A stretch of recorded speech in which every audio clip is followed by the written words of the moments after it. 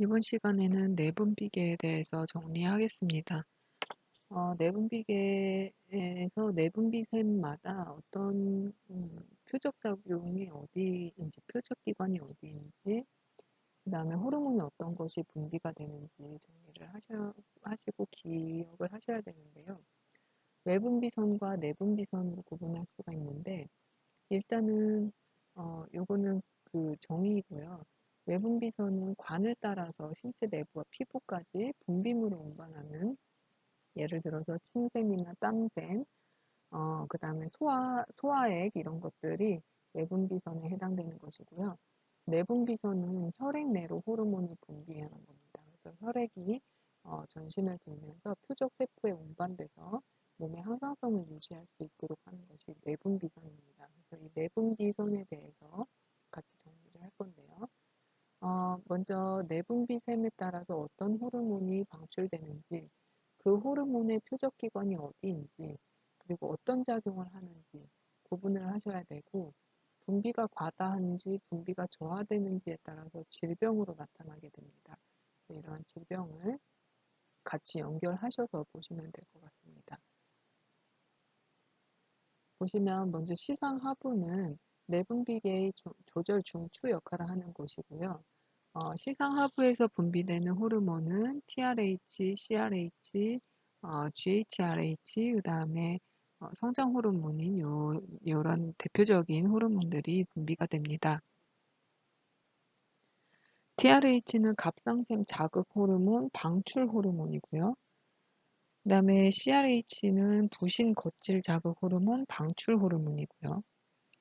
GHRH는 성장 호르몬, 방출 호르몬이고, 그 다음에 GnRH는 성선 자극 호르몬, 방출 호르몬입니다. 그래서 내분비계 조절 중추를 하는 시상하부에서는 방출 호르몬을 분비하는 겁니다.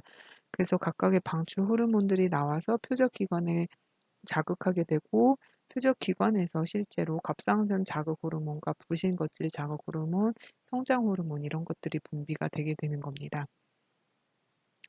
먼저 TRH 보시면 갑상샘 자극 호르몬 방출 호르몬이고요.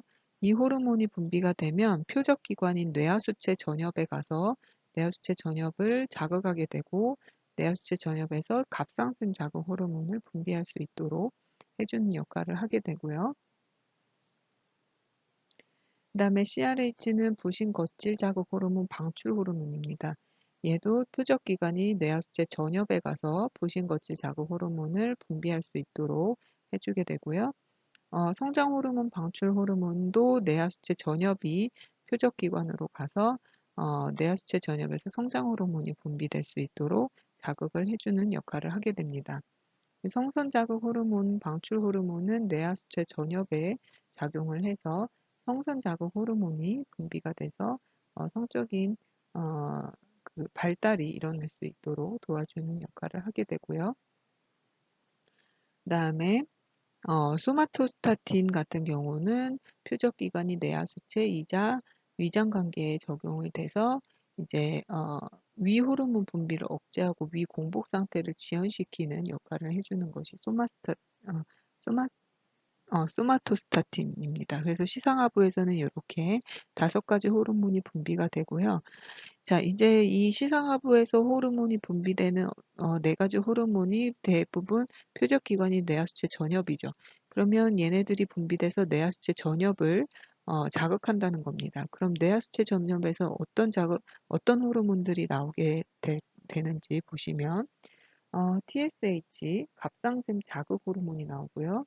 그 다음에 ACTH, 부신껍질 자극 호르몬이 나오고, GH 성장 호르몬, 그 다음에 LH 황체 호르몬, FSH 여포 자극 호르몬, 그 다음에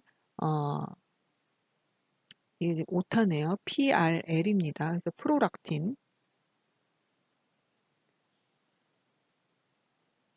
PRL, 프로락틴, 그 다음에 MSH, 멜라닌 세포 자극 호르몬, 이런 호르몬들이 분비가 됩니다.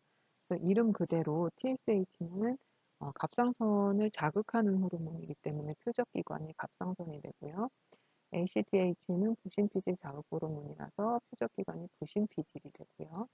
그 그다음에 성장 호르몬은 뼈와 근육, 신체 조직이 표적기관이라서 뼈와 근육, 신체 조직이 성장하도록 해주는 호르몬이고, LH와 FSH는 난소와 고환에 가서 2차 성징이 나타나게 하고 난소 여포 성숙을 이루게 하는 그런 역할을 하게 되죠. 그리고 프로락틴은 유선에 가서 작용을 해서 유즙 분비를 일으킬 수 있도록 도와주는 역할을 하고요. 그다음에 MSH는 피부나 채모에 작용을 해서 멜라닌 색소를 방출시키는 역할을 하게 됩니다. 뇌하수체 전엽에서는 이런 호르몬들이 분비가 되고요. 뇌하수체 후엽에서는 ADH와 크게 두 가지가 나오죠. ADH와 옥시토신이 나오는데요. ADH는 항인용 호르몬입니다. 그래서 신장의 원위세뇨관에 가서 작용을 해서 수분을 재흡수시키는 역할을 하는 겁니다. 그래서 항이뇨 호르몬, 수분을 재흡수시키고 소변량을 감소시키는 그런 역할을 하는 것이 ADH고요. 그다음에 옥시토신은 유방이나 자궁 고환에 작용을 해서 자궁 수축시키는 호르몬의 역할을 하게 되고 유방에 작용을 하게 되면 유즙을 배출시키는 역할을 하게 됩니다. 그다음에 갑상선에서는 티록신, 우리가 T4, 그다음에 T3. 우리가 갑상샘 호르몬이다라고 얘기하면 T3, T4를 많이 얘기하죠. 그래서 갑상선에서는 T3, T4가 분비가 되고요. 얘네들은 전신에 어디 가서도 표적기관이 될 수가 있습니다. 그래서 하는 역할은 대사율, 대사를 증진시키는 역할, 성장을 조절시키는 역할, 당원을 만들어내는 자극하는 역할, 이런 역할들을 하게 되고요. 이게 갑상선 호르몬이라고 얘기하는 T3, T4가 됩니다. 그래서 우리가 갑상선 호르몬이 이제 T3, T4가 있고 칼시토닌이 있는데, 칼시토닌은 골격근에 가서 뼈에 가서 표적기관이 됩니다. 뼈에서 혈장 칼슘 농도를 감소시킨다는 것은 피 속에 있는 칼슘을 뼈로 이동시켜서 뼈에 저장시킨다는 얘기입니다. 칼시토닌은 혈액 내의 칼슘을 뼈에 저장시키는 역할을 하게 되고 갑상선에서 분비되는 호르몬입니다. 갑상선 호르몬이 분비가 되려면 순서가 있겠죠. 시상하부에서 갑상선 호르몬 방출, 갑상선 자극 호르몬 방출 호르몬이 분비돼서 뇌하수체 전엽을 자극하고 뇌하수체 전엽에서 갑상선 자극 호르몬이 분출돼서 갑상선을 자극하게 되면 실제로 갑상선에서 이러한 호르몬들이 분비돼서 신체에 작용을 하게 되는 겁니다. 그다음 부갑상선은 PTH가 분비가 되고요. PTH는 부갑상샘 호르몬이고요. 파라스 호르몬이라고도 얘기를 하고요. 이 부갑상샘 호르몬은 칼시토닌하고 반대작용을 하는 겁니다. 그래서 뼈와 심장, 위장 간의 그 표적기관으로 작용을 해서 혈장 칼슘 농도를 증가시킵니다. 결국에 뼈에 저장되어 있는 칼슘을 혈액 내로 방출시키는 역할을 하게 되죠. 그래서 이 갑상선에서 분비되는 칼시토닌과 부갑상선에서 분비되는 PTH가 반대작용을 하는 것으로 생각하시면 되겠고요. 그 다음에 부신 피질과 수질로 나눌 수가 있는데, 부신이 어디 있나요? 신장 위에 모자, 꽃갈모자처럼 씌워져 있는 게 부신입니다. 그 부신을 잘라보면, 단면을 잘라보면 겉껍질이 있고 안쪽 면이 있습니다. 그래서 겉껍질이 피질, 안쪽이 수질이라고 이야기를 하는데요. 부신 피질에서는 글루코콜티코이드, 그러니까 우리 몸에서 생리적으로 분비되는 스테로이드제라고 이야기를 하죠. 얘는 우리 전신 어디든 표적기관이 될 수가 있고요. 특징적으로 나타나는 작용하는 것이 염증 반응을 억압시키는, 그래서 스테로이드제의 역할을 하는 것이고요. 그다음에 미네랄로콜티코이드는 신장의 원위세뇨관에 작용을 해서 수분 균형을 유지시키고 나트륨을 재흡수시키면서 칼륨을 배설시키는 역할을 하게 됩니다. 그래서 혈압을 조절하는 역할을 해주는 호르몬이 이 미네랄로콜티코이드가 되겠고요. 그 다음에 부신 피질에서 성호르몬이 분비돼서 2차 성징을 발현시키고 성장을 시키는 역할을 하게 됩니다. 자, 부신 수질에서는 어떤 호르몬이 나오냐면 에피네프린과 노르에피네프린이 나오죠.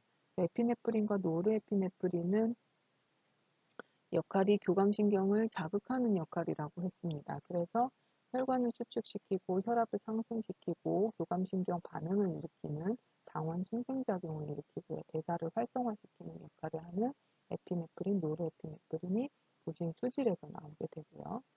그 다음에 이자는 우리가 얘기한 이자는 어, 외분비샘의 기능도 하면서 내분비샘의 기능도 같이 하는 기관입니다. 그래서 이자에서 소화효소를 만들어내서 관을 통해서 덕트를 통해서 분비하게 되면 이 십이지장 쪽으로 분비하게 되죠. 분비하게 되면 얘는 이자는 이제 외분비선의 기능을 하는 거고요. 이자에서 혈액 내로 호르몬, 이런 호르몬을 분비하게 되면 내분비선 역할을 하게 되는 거죠. 그래서 이자에서 나오는 호르몬은 인슐린, 글루카곤, 소마토스타틴이 나오게 됩니다. 인슐린과 글루카곤은 많이 들어보셨죠? 인슐린은 혈당을 감소시키는 역할을 하고요. 어떻게 감소시키냐면 혈액 내에 있는 당분을 포도당을 세포 내로 이동을 시켜서 혈당을 감소시키는 역할을 하고요. 글루카곤은 반대로 인슐린과 반대로 당원을 분해시켜서 혈액 내에 포도당의 농도를 높여주는 겁니다. 그래서 혈당을 상승시키는 역할을 하는 것이 인슐린과 글루카곤이 이자에서 나오고요. 소마토스타틴은 이자나 위 뇌하수체에 작용을 해서 위 호르몬의 분비를 억제시키고 위 공복 상태를 지연시키는 역할을 하게 됩니다. 그 다음에 난소, 고환 이런 부분에서는 이제 성호르몬이 나오겠죠. 난소에서는 에스트로겐과 프로게스테론이 나오고요. 에스테로겐은 생식세포에 작용해서 2차 성징이 나타나게 하고 성적으로 성숙할 수 있도록 발달시키는 호르몬이 되고요. 프로게스테론은 자궁과 유방에 작용을 해서 유선 발달시키고 임신을 유지시키는 호르몬들이고요. 고안에서는 테스토스테론, 우리가 남성 호르몬이라고 얘기하는 테스토스테론이 나와서 2차 성징을 발현시키고 성적인 발달을 이루게 하는 것이 이제 고안에서 나오는 테스토스테론입니다. 그리고 신장에서 나오는 호르몬은 레닌, 특징적으로 나오는 호르몬이 레닌인데요. 레닌은 안지오텐신호겐을 안지오텐신으로 전환시켜요. 그래서 이게 이제 안지오텐신호겐 시스템으로 얘기를 하는데요. 얘는 이제 혈압에 관여하는 것이죠. 그래서 혈압이 떨어지게 되면 안지오텐신호겐이 안지오텐신으로 이 레닌이 얘를 전환시켜서 수분을 재흡수시키고 소변 양을 감소시켜서 혈행의 양을 증가시켜서 혈압을 높여주는 혈압을 유지시켜주는 항상성을 유지시켜주는 역할을 하는 게 신장에서 분비되는 레닌입니다. 이제 아래 부분에 있는 호르몬들을 한 번씩 읽어보시고요. 중요하게 나오는 호르몬들이 이제 갑상선과 부갑상선, 그다음에 피질, 부신 호르몬, 그다음에 뇌하수체 호르몬, 이 정도는 여러분들이 기억을 하고 계셔야지만 문제를 푸실 수가 있을 겁니다. 자, 그러면 내분비계의 질환에 대해서 보도록 하겠습니다. 먼저 요붕증을 보시면 ADH의 부족에 의한 신장의 수분 재흡수 장애로 인해서 나타나는 질병이고요. 요붕증은 결국에는 다량의 희석된 소변이 배뇨가 됩니다. 그래서 몸에서는 수분이 계속 부족한데도 불구하고 정상적으로는 수분이 부족하면 소변 양을 감소시켜서 수분 재흡수를 시키고 그래서 몸에서 수분을 보유하려고 하는 능력이 있어야 되는데 요붕증 같은 경우에는 ADH가 부족하기 때문에 수분이 부족함에도 불구하고 지속적으로 소변이 다량으로 많이 나오는 것이 요붕증입니다. 그래서 다뇨가 증상이 나타나고요. 소변을 많이 보기 때문에 갈증도 많이 발생하고요. 그리고 고삼투압이 발생합니다. 수분이 많이 배출되기 때문에 그리고 혈액량이 감소하겠죠. 소변으로 수분이 많이 배출되기 때문에. 그래서 희석된 다량의 소변, 그래서 하루에 5리터 이상까지도 본다고 해요. 그래서 희석된 다량의 소변이기 때문에 묽은 소변이 많이 나오는 겁니다. 그래서 요 비중은 떨어지게 되고요. 요 삼투압도 떨어지게 되고 혈장 삼투압은 증가되게 됩니다. 혈장 삼투압은 수분이 부족하기 때문에 증가되게 되겠고요. 그다음에 고삼투압으로 인해서 혈장 삼투압이 증가되면서 고삼투압으로 인해서 멍한 상태나 혼수나 고열까지도 나타날 수가 있고요. 혈액량이 감소하겠죠. 그래서 혈액량이 감소하기 때문에 저혈압과 빈맥, 그리고 수분이 많이 소실됐기 때문에 점막이 건조하고 피부 긴장도가 저하되는 증상들이 나타날 수가 있습니다. 이 요붕증을 진단할 때는 수분 제한 검사를 하게 되는데요. 수분 제한 검사는 8시간 동안 수분 섭취를 금지시키고 소변 농축 능력을 검사를 합니다.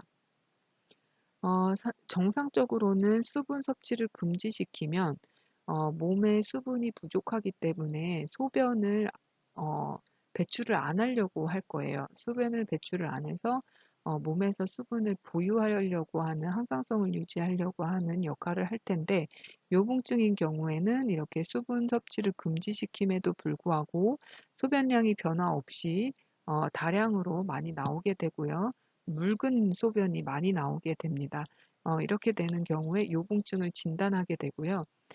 수분 섭취를 금지시키고 소변 농축력을 검사를 해서 피 검사도 하고 피 검사를 통해서 혈장 삼투압을 확인하고 소변 검사를 통해서 요 삼투압을 확인을 하게 되는데 환자가 더 이상 이 수분을 먹지 않는 것, 다 갈증도 많이 심하다고 했잖아요. 근데 수분을 섭취를 금지한 것에 굉장히 힘들어하는 경우에 이제 수분 제한 검사를 중단하고 바소프레신이라는 ADH 역할을 해주는 바소프레신을 투여를 하게 됩니다. 그러면 바소프레신을 투여하게 되면 ADH 역할을 하기 때문에 얘가 이제 소변으로 나가는 수분을 제한시키고 몸에 보유하는 수분을 보유하는 능력을 가지게 되겠죠. 그러면서 소변 삼투압이 증가하게 되고 어 인제 소변 삼투압이 증가하게 되고 혈장 삼투압이 감소하게 되면 중추성 요붕증이라고 합니다. 그래서 중추성 요붕증이라는 거는 뇌하수체에서 ADH의 분비가 안 되면서 어 요붕증이 발생했다. 뇌하수체 후엽에서 ADH가 분비가 안 됐기 때문에 '요붕증이 발생했구나.'라고 판단할 수 있는 것이죠. 만약에 바소프레신을 투여했는데도 소변 삼투압이 변화가 없다. 그러면 '아 바소프레신의 문제가 아니고 신장의 문제구나.' 해서 신성요붕증으로 진단을 하게 됩니다. 그래서 결국에는 요붕증을 진단할 때는 수분 제한 검사를 통해서 진단을 하게 되고요. 요붕증이 있는 사람은 간호를 어떻게 해야 되냐면 탈수를 잘 봐 줘야 되겠죠. 다량의 묽은 소변이 많이 나오기 때문에 갈증이나 전신 권태감, 식욕 부진, 피부 건조, 저혈압, 빈맥, 의식 변화 이런 것들을 조기에 발견을 하도록 해야 되고요. 그래서 PO나 IV로 적절한 수분을 공급해야 되는 간호를 중재를 해야 되고요. IO를 정확하게 체크하고 요비중과 체중을 측정을 하게 되고요. 그리고 중추성 요붕증인 경우에는 결국에는 ADH 역할을 해 주는 약물을 투여하게 됩니다. 그리고 커피와 차 같은 거는 이뇨작용을 유발시키기 때문에 금지시켜야 되고요. 이런 교육을 진행을 해야 됩니다. 그다음에 항이뇨 호르몬 부적절 증후군 SIADH는 요봉증하고 반대로 생각하시면 되고요. 항이뇨 호르몬이 과다하게 분비돼서 수분이 정체되는 겁니다. 그래서 소변으로 수분이 배설되지 않고 체내에 수분이 정체되면서 수분 중독증이 발생하는 것이 이 항이뇨 호르몬 부적절 증후군이고요. 증상은 소변으로 나트륨 배설이 지속되고 수분 재흡수가 증가되기 때문에 수분이 정체돼서 부종이 발생하고요. 혈압 상승이 없는 수분 축적이 발생하면서 세포 외액이 증가하고 어, 이제 나트륨 혈증이 희석되면서 저나트륨 혈증이 나타나게 됩니다. 그래서 이 SIADH 같은 경우에 간호는 저나트륨 혈증을 교정하는 것이 중요하고요. 그다음에 약물로 이뇨제를 사용해서 소변으로 수분을 배출시키고 고장성 셀 라인을 정맥 투여해서 수분을 정체된 것을 배출시키는 역할을 해주게 됩니다. 그리고 수분 중독증으로 신경학적인 상태의 변화, 혼수나 경련 이런 것들이 나타날 수 있기 때문에 잘 관찰을 해줘야 되고요. 진압력을 확인하면서 막상은 예방시켜 주어야 됩니다. 그래서 항이뇨 호르몬 부적절 증후군 같은 경우에는 항이뇨 호르몬이 너무 많이 분비되기 때문에 대부분은 이제 뇌하수체 종양 같은 경우, 종양이 발생해서 항이뇨 호르몬이 너무 많이 분비되는 경우가 있습니다. 그래서 이런 경우에 두개내압 상승 징후를 관찰해주고 뇌하수체 절제술을 하게 됩니다. 항이뇨 호르몬 호르몬이 너무 과다하게 분비되기 때문에 뇌하수체 절제술을 하게 되는데 뇌하수체 절제술은 콧구멍을 통해서 뇌하수체까지 그, 어, 접근하게 되고요. 그래서 그렇게 뇌하수체를 제거를 하게 되는데요. 그렇기 때문에 두개내압 상승 징후를 잘 확인을 해야 되고요. 수술하고 나서 기침이나 재채기, 코 푸는 것을 삼가해야 됩니다. 그래서 두개내압을 상승시키는 문제가 될 수 있기 때문에 이런 부분을 삼가할 수 있도록 교육시켜줘야 되고요. 머리를 30도 상승시킨 세미팔로어 체위를 취하게 해서 두개내압 상승을 예방시키고요. 어, 항이뇨 호르몬 부적절 증후군 때문에 뇌하수체를 절제했는데 뇌하수체를 절제하면서 항이뇨 호르몬이 너무 이제 작동을 못하게 되면서 반대로 요붕증이 나타날 수가 있습니다. 그래서 소변의 요 비중과 소변의 양, IO 이런 것들을 체크하면서 체액 부족 등의 징후를 관찰을 해줘야 되고요. 그다음에 내막염 징후 수술하고 나서 뇌에 염증이 발생했는지 이런 것들도 확인해 줘야 되고요. 그다음에 콧물이 흐르면 그 콧물을 무시하면 안 되고요. 분비물의 양과 질을 사정해야 됩니다.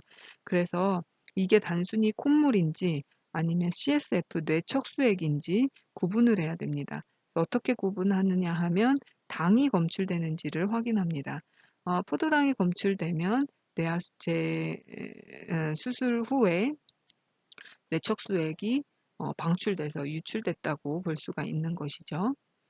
그래서 수술하고 나서 콧구멍에 비심지를 꽂고 오는데 비심지는 2-3일 후에 제거해서 하기 때문에 환자는 수술하고 나서 입으로 호흡할 수 있도록 교육해 주고 입으로 호흡하기 때문에 구강건조가 나타날 수가 있습니다. 그래서 구강간호를 실시를 해 주어야 됩니다.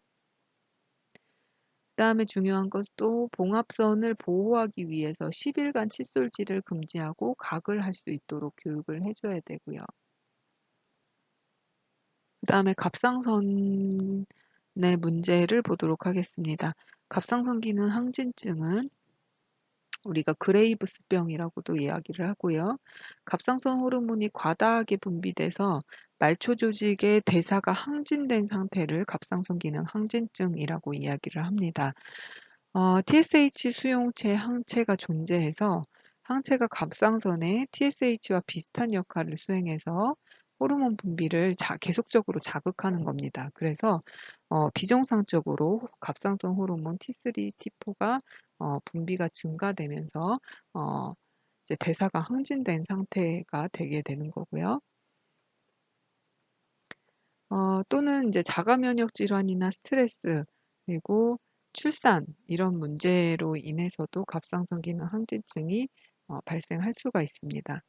갑상선 기능 항진증의 증상은 특징적으로 우리가 안구 돌출 이런 것들 볼 수가 있죠. 그 다음에 갑상선이 커져 있는 갑상샘종, 안구 돌출, 수면장애, 잠을 잘 못 잔다든지 대사가 활성화되어 있기 때문에 그렇죠.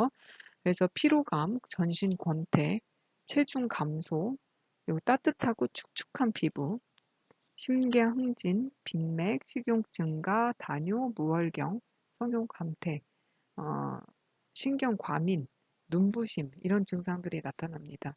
특징적인 증상은 안구 돌출과 많이 먹지만 식욕이 증가하지만 체중이 감소하는 것, 그다음에 전신 권태, 따뜻하고 축축한 피부, 이런 것들이 특징적인 증상이 됩니다. 진단검사는 방사선 요오드 스캔을 하게 됩니다. 방사선 요오드 스캔은 방사선을 머금고 있는 요오드를 어, 복용을 합니다. 그래서 투약하고 나서 엑스레이처럼 사진을 찍는 겁니다. 그래서 목에 있는 갑상선의 크기가 갑상선이 이 요오드를 얼마나 흡수했는지에 따라서 진단을 하게 되는데요. 요오드는 갑상선 호르몬을 만들어내는 재료가 되는 겁니다.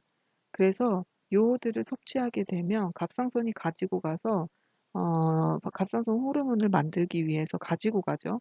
그래서 이 방사선을 가지고 머금고 있는 요오드이기 때문에 사진을 찍게 되면 하얗게 표시가 됩니다.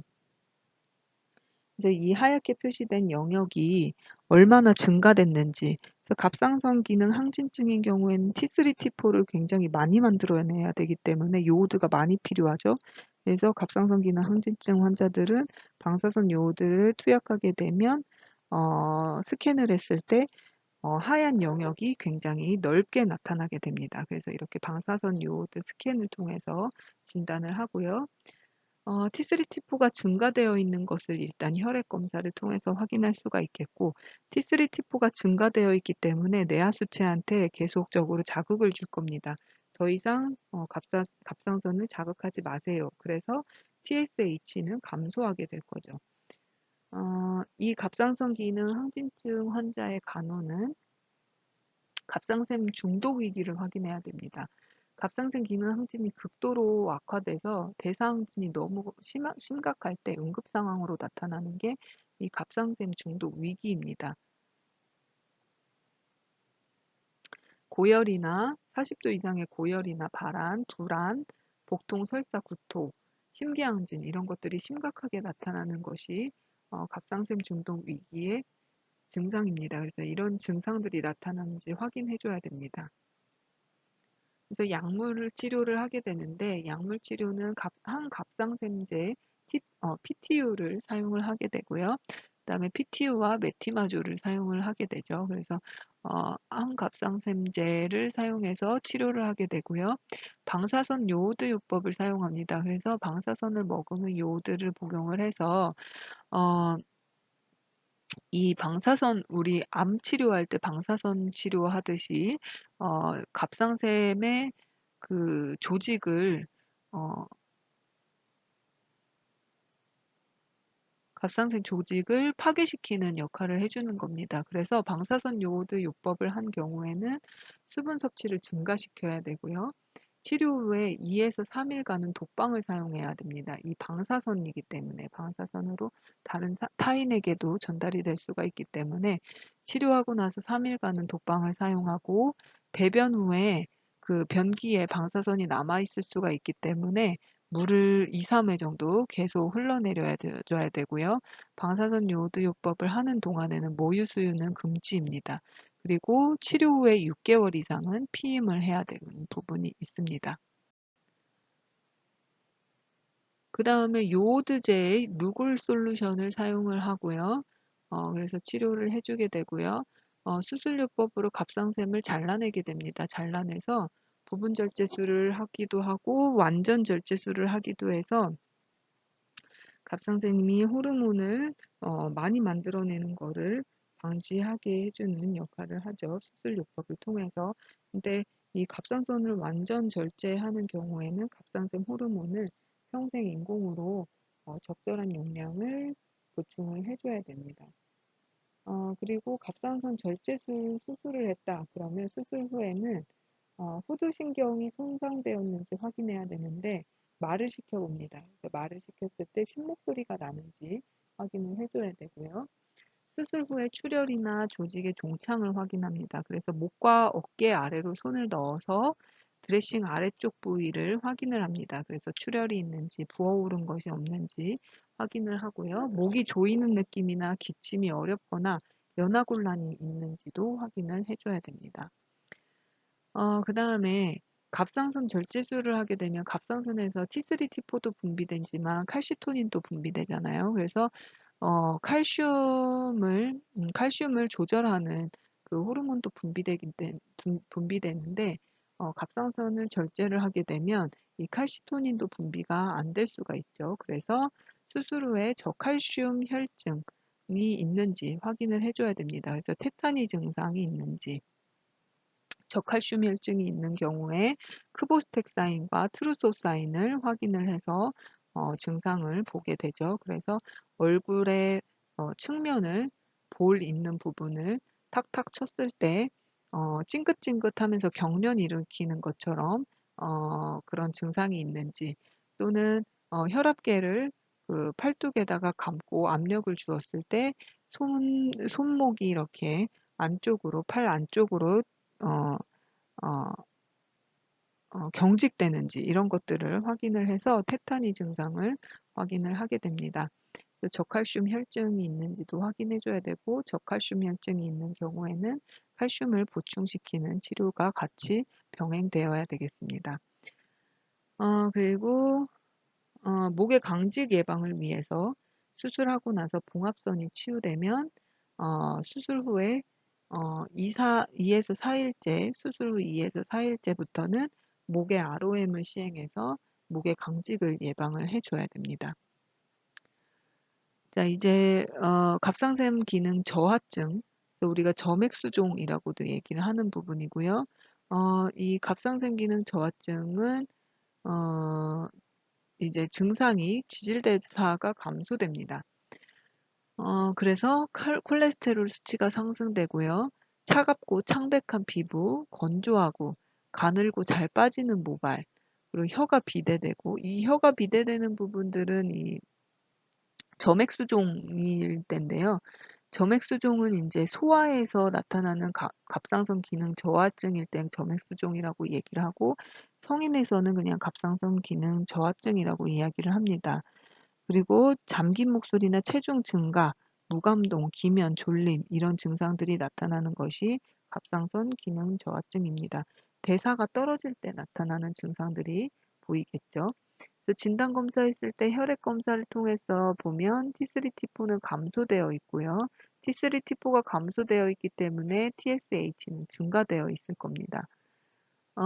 이 갑상선 기능 저하증이 있는 경우에 간호는 갑상샘 호르몬을 대치하는 요법을 해줘야 됩니다. 그래서 많이 쓰는 약물이 신지로이드를 복용을 해서 갑상선 호르몬의 역할을 해주는 역할을 하게 되겠죠. 이 신지로이드는 소량으로 시작해서 양을 점차 늘려줘야 되고요. 매일 아침 식사 30분 전에 공복에 섭취하는 것이 중요합니다. 그리고 신지로이드를 복용하는 경우에 부작용으로 협심증이나 심근경색이 나타나지 않는지 확인을 해 주어야 되고요. 그다음에 갑상선 기능 저하증이 있는 경우에는 저칼로리, 고단백, 고섬유식이를 제공을 하면서 저체온이 있기 때문에 저체온 관리를 해줘야 되는데, 온열 패드나 히터 같은 거는 화상을 입을 수가 있기 때문에 사용을 금지합니다. 그래서 실내 온도를 따뜻하게 올려주고 담요를 제공하는 것이 저체온 관리하는 데 좋은 방법이 되겠고요. 어,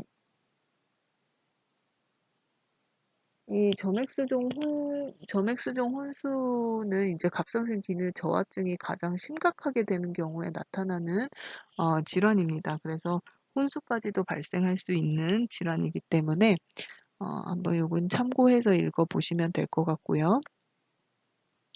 그 다음에 부신 피질 기능 항진, 쿠싱 증후군이라고 이야기를 하죠.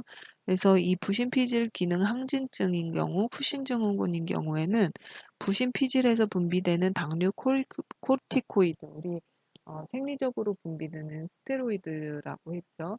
당류 코르티코이드가 과잉 분비되기 때문에 나타나는 증상입니다. 질환입니다. 그래서 쿠싱 증후군의 증상은 과도한 단백질이 이화되기 때문에 근육이 소모됩니다. 그래서 사지 근육이 가늘어지고 팔과 다리가 가늘어지는 증상이 보이는데요. 그런데 체중은 증가하기 때문에 얼굴과 몸통이 비만되는 이런 그 양상을 보이게 됩니다. 그리고 피부가 얇고 약해지고요. 쉽게 멍들고 반상출혈 같은 거, 멍이 드는 것들 자주 확인할 수가 있고, 그다음에 복부에 자색의 피부선, 그래서 복부선 같은 것들이 나타날 수가 있고, 상처가 한번 나면 치유하는 데가 시간이 오래 걸리는 상처 치유 지연이 발생할 수가 있습니다. 특징적인 증상이 문페이스, 만월형 얼굴, 그래서 얼굴이 부어오른 것처럼 문페이스가 보이고요. 그 다음에 버팔로 험프라고 해서 우리 목 뒤쪽 부분에 지방이 축적됩니다. 그래서 목 뒤쪽 부분에 지방이 많이 축적되면서 몸통에 비만이 발생하는, 그러나 사지는 얇아지는 그런 증상들이 보이게 되고요. 또 스테로이드제가 많이 분비되면서 포도당 신합성이 증가되고 인슐린 저항성이 증가되면서 당뇨병, 혈당이 높아지고 당뇨병이 발생할 수 있는 질환입니다.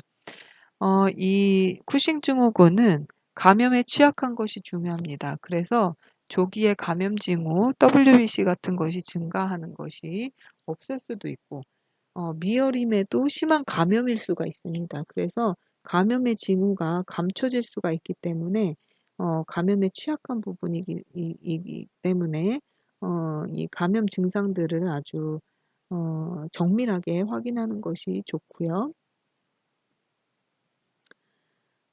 그다음에 안절부절 못하고 불안하고 우울증이 나타나고 정신병까지도 나타날 수 있는 질환이고요. 그리고 약간 여성이 남성화처럼 됩니다. 그래서 털이 많이 나고 탈모도 발생하고 여드름이 어 많이 나면서 월경 주기가 변화되면서 불규칙해지고 결국에는 무월경까지도 나타날 수 있고요. 색소 침착이 일어날 수가 있는 증상이 발생합니다. 그래서 쿠싱 증후군을 진단할 때는 부신 피질 자극 호르몬 신속 자극 검사, 그래서 레피드 ACTH 시뮬레이션 테스트를 진행을 하게 됩니다. 그래서 기저로 콜티졸 수치를 베이스라인을 체열을 해서 확인을 하고, 그 다음에 시낙텐, ACTH 역할을 하는 시낙텐을 주사를 하고 30분, 60분 뒤에 체열을 하게 됩니다. 1차성 부신 피질 저하증일 경우에 콜티졸 수치가 반응이 없거나 감소하게 되지만 2차성인 경우에는 콜티졸 수치가 증가하게 됩니다. 결국에 1차성 이제 부신 피질에 문제가 있는 경우에는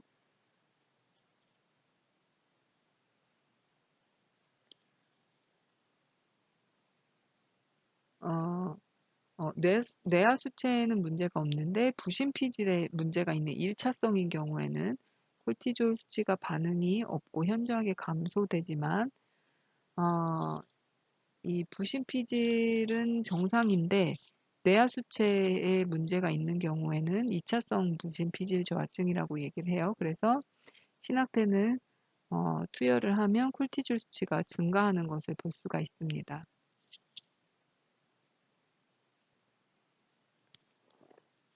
진단하는 방법의 다른 방법으로는 덱사메타손 억제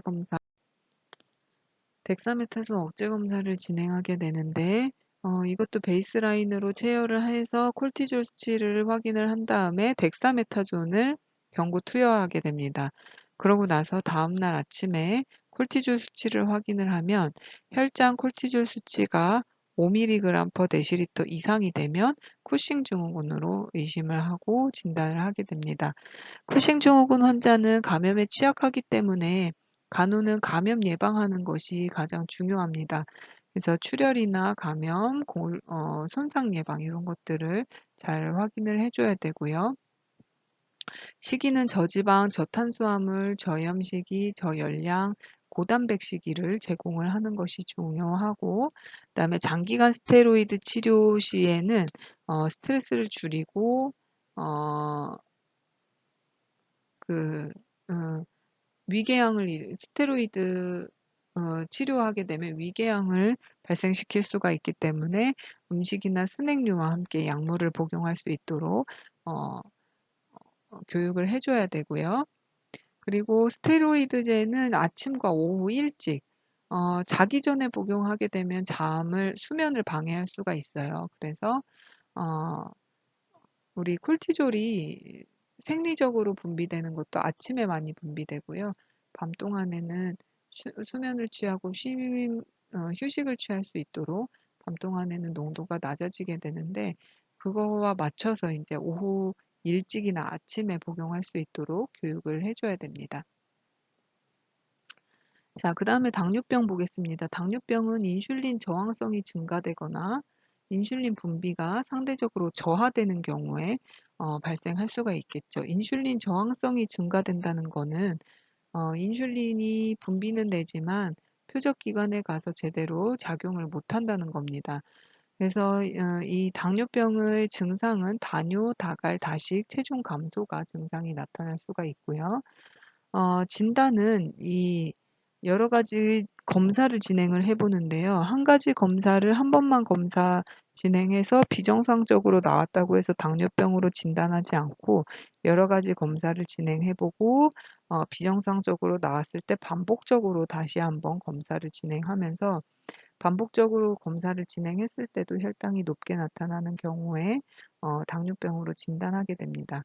그래서 진단하는 조건 중에 첫 번째가 8시간 이상 금식하고 나서 체열한 공복 혈당이 126 이상일 때, 그리고 경구 당부화 검사, 오랄 GTT 검사에서 2시간 후에 혈당이 200 이상일 때, 그리고 식사와 관계없이 아무 때나 혈당을 쟀을 때 200 이상이면서 당뇨병 증상, 다음이나 다식, 다뇨, 체중 감소 이런 것들이 있을 때, 그다음에 헤모글로빈 A1C가 6.5% 이상인 경우에 다시 한번 검사를 해 보는 겁니다. 그래서 다시 한번 반복해서 검사했을 때도 이렇게 높게 나타난다 그러면 당뇨병으로 진단하게 되고요.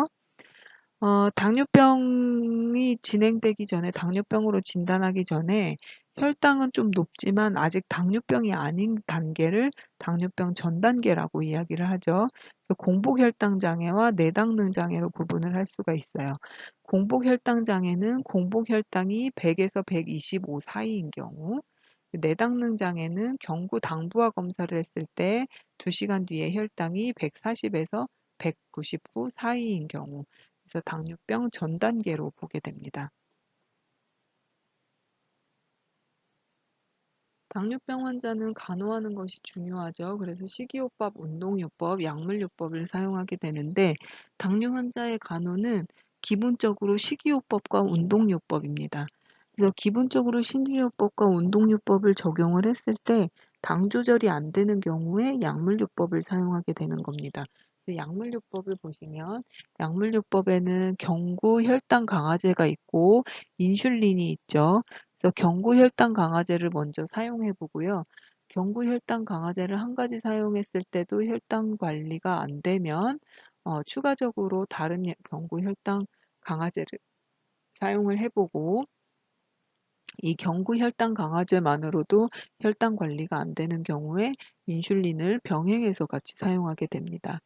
그래서 경구 혈당 강화제의 종류들을 보시면 셀폰요소제, 알파 글루코시데이드 억제제, 비과나이드, 티아졸린 린디온계, 그다음에 메글리티나이드계 이렇게 구분을 할 수가 있는데요. 구분을 하는 이유는 작용 기전이 각각 다르기 때문입니다. 셀폰요소제 같은 경우에는 인슐린 분비 자체를 증가시키는 역할을 하는 거고요. 인슐린 분비를 증가시키기 때문에 빠르게 작용하고 저혈당을 유발할 수가 있습니다. 그래서 대부분 많이 쓰는 약물들이 아마릴, 그리고 다이아미크론 이런 약물들을 많이 사용하죠. 그리고 알파 글루코시데이즈 억제제 같은 경우에는 상부 위장관에서 당질의 흡수를 억제시키는 겁니다. 당질의 흡수 자체를 억제시켜서 혈당이 올라가는 것을 방지해 주는 것이고요. 그래서 알파 글루코시데이즈 억제제 같은 경우에 많이 사용하는 약물은 아카보즈 많이 사용하게 되고요. 그다음에 비과나이드 같은 경우는 간에서 당을 생성시키는 작용을 당 생성을 감소시키는 역할을 하게 되고요. 이 비과나이드에서 많이 사용되는 약물이 메풀민입니다. 메풀민은 특징적으로 중요하게 봐야 되는 것이 방사선 조제 사용 시 MRI 같은 검사를 진행하는데 방사선을 사용한다. 조영제를 사용한다. 그런 경우에 비관 아이들을 중단하고 검사를 진행해야 됩니다. 왜냐하면 이 어 방사선 조제 조영제를 사용하는 경우에 신장에서 배출이 돼야 되는데 신장에 무리가 될 수가 있기 때문에 이런 경우에는 이 메폴민을 중단하고 검사를 진행해야 되고요. 그다음에 티아졸린딘디오게 같은 경우는 악토즈를 많이 사용하게 되고요. 얘는 인슐린 저항성에 효과가 있습니다. 그래서 인슐린은 분비가 제대로 되는데 인슐린 저항성 때문에 당뇨병이 발생한 경우에 이 아카보즈 같은 약물들을 사용하게 되고요. 그런데 중요한 것은 이 약물은 인슐린과 같이 병행하게 되면 저혈당 위험이 증가됩니다. 그래서 경구 혈당 강화제와 인슐린을 병용해서 사용하는 경우에는 이 아카보즈는 사용하지 않고 경구로만 사용할 때 많이 사용하는 약물이고요. 그다음에 메글리티나이드계 약물은 파스틱, 노보넘 이런 약물들을 많이 사용하고요. 인슐린 분비 자체를 증가시키는 약물입니다. 그래서 설푼요소제랑 작용 기전이 비슷해요. 인슐린 분비가 증가시키는 것은 그 작용 기전이 비슷하지만 이 메글리티나이드계 같은 경우 설푼요소제에 비해서 저혈당의 위험성이 낮은 것이 특징입니다. 그다음에 DPP4 억제제 같은 경우 자누비아 같은 약물을 많이 사용하죠. 그래서 음, 인크레틴 분해를 억제시켜서 혈당이 오르는 것을 방지시키는 역할을 하게 되고요. 얘는 특징이 위배출을 지연시키는 특징이 있습니다. 그래서 다른 약물하고 같이 복용하게 되면 흡수에 영향을 미칠 수가 있기 때문에 다른 약물과 같이 복용하게 될 때는 시간 간격을 두고 복용할 수 있도록 교육을 시켜줘야 됩니다. 그 다음에 여러분들 인슐린을 보게 되면 인슐린은 속효성 인슐린과 중간형 인슐린, 장시간형 인슐린, 혼합형 인슐린으로 구분할 수 있죠. 그래서 속효성인지 중간형인지 장시간형인지에 따라서 작용 시간과 최대 효과, 지속 시간을 정리를 해서 기억을 하시면 좋을 것 같습니다. 그래서 교과서를 찾아보시고 인슐린의 종류에 따라서 작용 시간, 지속 시간, 최대 시간을 확인을 해 보시고요. 인슐린을 주사할 때 우리가 교육을 잘 해야 되겠죠. 그래서 인슐린 주사 방법에서 보관은 사용 중인 경우에는 15에서 25도 실온이나 2에서 8도 냉장 보관으로 28일까지 보관이 가능합니다. 그런데 펜형의 경우 직사광선이 닿지 않는 실온에서 보관하는 것이 좋은데요. 냉장 보관하게 되면 녹슬거나 얼기 때문에 고장의 원인이 됩니다. 또 인슐린 주사하는 사람들이 여행을 가는 경우에는 얼음팩과 함께 손과방에 보관해서 그 수화물로 붙이지 않고 어, 기내에 가지고 탈 수 있도록 교육을 해줘야 되고요. 그다음에 혼탁한 인슐린은 잘 섞이도록 양손바닥 사이에서 굴리기를 해야 되는데 흔들지 않고 굴려서 섞게 됩니다. 그런데 원래 그 혼탁하지 않은 인슐린인데 혼탁하다 그러면 폐기해야 되겠죠. 그다음에 주사 부위는 매 4주마다 1회 이상 맞지 않도록 어, 인슐린 주사 부위를 회전시키면서 해야 되고요. 계속 맞는 부분에 주사를 하게 되면 피부에 위축이 발생할 수가 있죠. 지방 위축이 발생할 수가 있기 때문에 돌아가면서 회전시키면서 주사를 할 수 있도록 교육을 해야 되고요. 그다음에 부위 간에 최소 1인치 정도 떨어진 자리에 주사를 해야 됩니다. 그런데 중요한 것은 오늘은 팔뚝에 맞고 상박에 맞고 내일은 허벅지에 맞고 모레는 복부에 맞고 이렇게 하는 것이 아니라는 겁니다. 한 군데에 한 부위에 주사를 시작하게 되면 적어도 일주일에서 열흘 동안은 복부에 맞거나 팔에 맞거나 허벅지에 맞거나 이렇게 진행을 해야 되는 겁니다. 그래서 같은 부위에만 주사하지 않고 지난번에 주사했던 부위에서 어, 그 약간 1인치 정도 떨어진